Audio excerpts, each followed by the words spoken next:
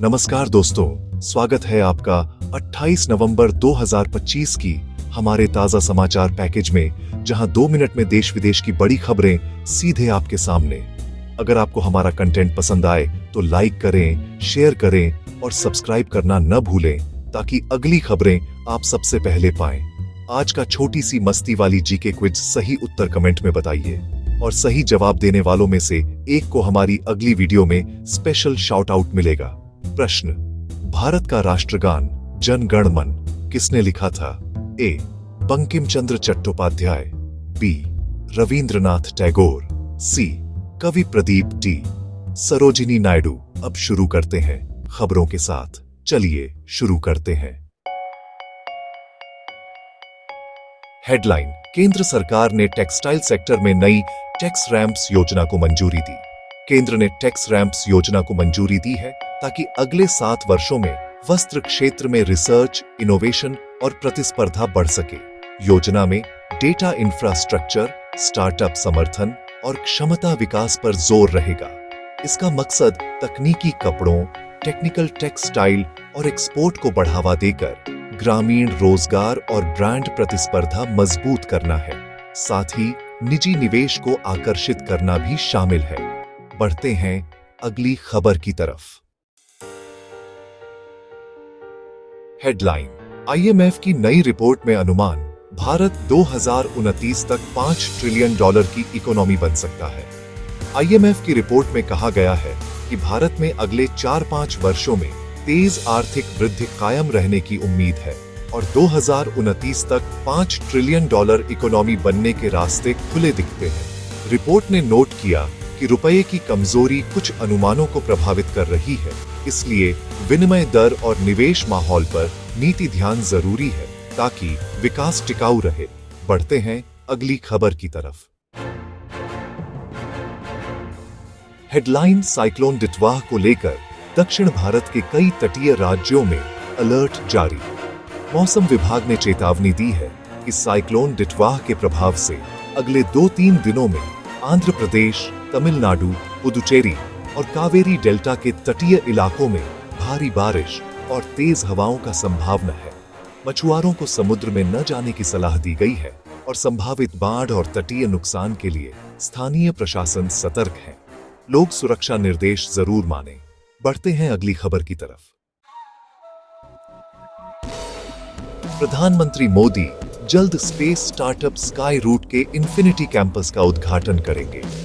प्रधानमंत्री द्वारा sky root के इन्फिनिटी कैंपस का उद्घाटन निजी स्पेस सेक्टर को बढ़ावा देने का बड़ा संकेत माना जा रहा है। कार्यक्रम में बताया जाएगा कि कैसे लॉन्च सर्विसेज, सैटेलाइट तकनीक और स्पेस आधारित सेवाओं में नई नौकरियां व निवेश के मौके बनेंगे। इससे स्पेस स्टार्टअप इकोसिस्टम को राष्ट्रीय स्तर पर मजबूती मिलने की आशा जताई जा रही है। बढ़ते हैं अगली खबर की तरफ। केंद्र सरकार ने टेक्सटाइल इनोवेशन मिशन के तहत टैक्स रैंप्स पर आधिकारिक प्रेस रिलीज जारी की।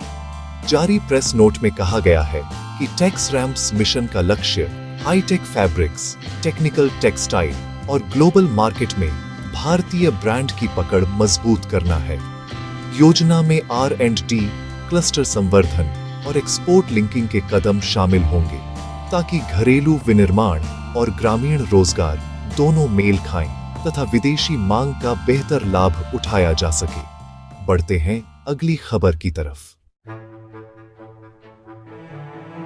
उत्तर प्रदेश की बड़ी खबर, यूपी और उत्तराखंड के 26 सहकारी बैंक आयकर विभाग के रडार पर सख्त कार्रवाई की तैयारी। आयकर विभाग ने संकेत दिया है कि यूपी और उत्तराखंड के 26 सहकारी बैंकों की ट्रांजैक्शन रिपोर्टिंग और एसेफ्टी नियमों के अनुपालन की जांच जोरों पर है। जिन बैंकों ने बड़ी ट्रांजैक्शन छुपाई या नियमों का उल्लंघन किया तो उन पर पेनाल्टी और कानूनी कार्रवाई की संभावना है। विभाग स्पष्ट कर चुका है कि नियम न मानने वाले पर कड़ा रवैया अपनाया जाएगा। बढ़ते हैं अगली खबर की तरफ। बिहार की बड़ी खबर, बिहार में कांग्रेस की रिव्यू मीटिंग, चुनावी हार पर दिल्ली में नेताओं के साथ मंथन।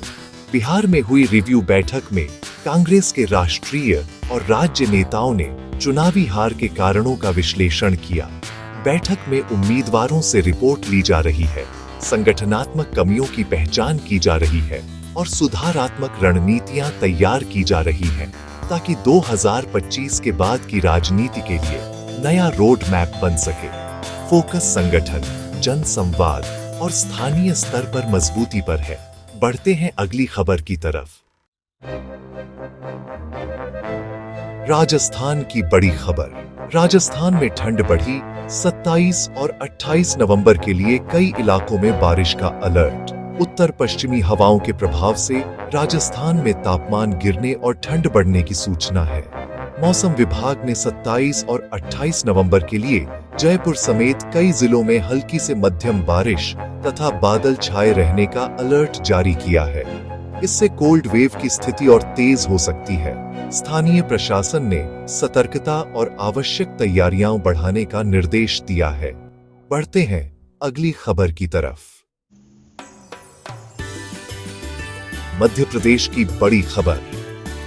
मध्य प्रदेश हाई कोर्ट की ग्वालियर खंडपीठ ने महत्वपूर्ण फैसले में मृत सरकारी कर्मचारी के विवाहित पुत्र का फैमिली पेंशन अधिकार बरकरार रखा। ग्वालियर खंडपीठ ने निर्णय दिया कि सिर्फ विवाह के आधार पर मृत सरकारी कर्मचारी के विवाहित पुत्र को फैमिली पेंशन से वंचित नहीं किया जा सकता। अदालत ने इस तरह के आदेश को अमान्य ठहराया, जिससे कई परिवारों को राहत मिलेगी जो माता पिता की पेंशन पर निर्भर है। यह फैसला सामाजिक सुरक्षा के न्याय संगत लाभ सुनिश्चित करने जैसा माना जा रहा है। बढ़ते हैं अगली खबर की तरफ। एक और नेशनल लेवल अपडेट। 27 नवंबर की राष्ट्रीय खबरों में व्हाइट हाउस के पास फायरिंग से लेकर दिल्ली एनसीआर में जीआरएपी स्टेज 3 हटने तक कई बड़े घटनाक्रम सुर्खियों में रहे। 27 नवंबर को अमेरिका में व्हाइट हाउस के पास हुई फायरिंग की घटना में 3 लोग घायल बताए गए। वहीं दिल्ली एनसीआर में हवा की गुणवत्ता में सुधार के कारण जीआरएपी स्टेज 3 हटाया गया, जिससे कुचत नियंत्रक कदमों में ढील दी गई है। अधिकारियों ने लोगों से सतर्क रहने और स्वास्थ्य संबंधी सावधानियां जारी रखने को कहा है। बढ़ते हैं अगली खबर की तरफ। कैसी लगी आपको ये सारी खबरें? मुझे कमेंट्स में जरूर बताइए। अगर वीडियो अच्छा लगा हो तो इसे लाइक कीजिए और अगर आपने चैनल को सब्सक्राइब नहीं किया है तो अभी सब्सक्राइब कीजिए। साथ ही घंटी के निशान को दबाना मत भूलिएगा, ताकि आपको हमारी हर नई वीडियो का नोटिफिकेशन सबसे पहले मिले। मैं फिर मिलूंगा ऐसी ही अच्छी और खास खबरों के साथ। तब तक के लिए जय श्री राम, जय हिंद, वंदे मातरम।